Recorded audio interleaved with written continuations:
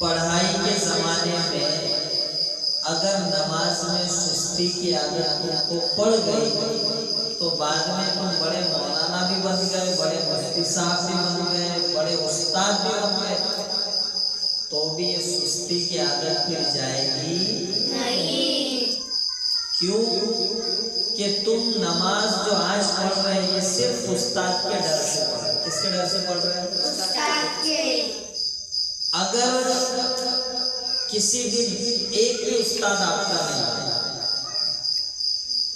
اور اذان دیا بچے نے اور تم خود بخود پورے کے پورے اذان ہوتے کے ساتھ چلے گئے، جاتے کے ساتھ سنت پڑھ لیے، تو سمجھو کہ تم کو نماز کی عادت ہے۔ اور اگر استاد نہیں ہے، آج تو ٹینشن نہیں ہے، آج سنت نہیں بھی پڑھے تو کون دیکھنے والا، استاد تھوڑے دیکھ رہے ہیں، استاد تھوڑے پیچھے، تو سمجھو کہ نماز کی عادت تم کو لگی نہیں۔ اس لیے نماز کس کے لیے پڑھنے کا بیٹا؟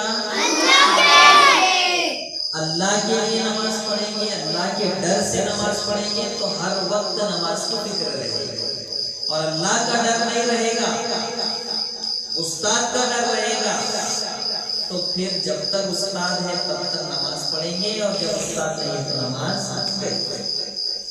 اس لیے کس کے لیے نماز پڑھنے کی؟ اللہ کے۔ اس لیے یہ پڑھائی کے زمانے میں جو عادتیں لگ جاتی ہیں وہ کبھی چھوٹتی نہیں۔ اس لیے پیارے بچوں، نماز سے پہلے کی سنتیں، نماز کے بعد کی سنتیں پابندی سے پڑھو، نماز میں سستی مت کرو، کیونکہ یہ زمانہ ہی عادت بنانے کا ہے۔ اس زمانے میں اگر عادت نہیں بنی تو پھر کہیں بھی عادت بننے والی نہیں، کیونکہ یہ زمانہ آپ کا ٹائم کے حساب سے چلنے والا زمانہ ہے۔ اس زمانے میں اگر ٹائم پر آپ نہیں چلیں گے تو پھر کب چلیں گے؟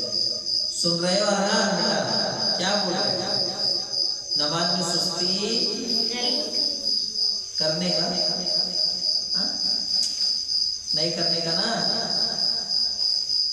نہیں کرے گا نا سستی، آپ سمجھ میں آئے گا تو سب پابندی سے نماز پڑھیں گے انشاءاللہ، سنتوں کا اہتمام کریں گے انشاءاللہ، استاد کے ڈر سے پڑھیں گے نہیں، کس کے ڈر سے پڑھیں گے؟ اللہ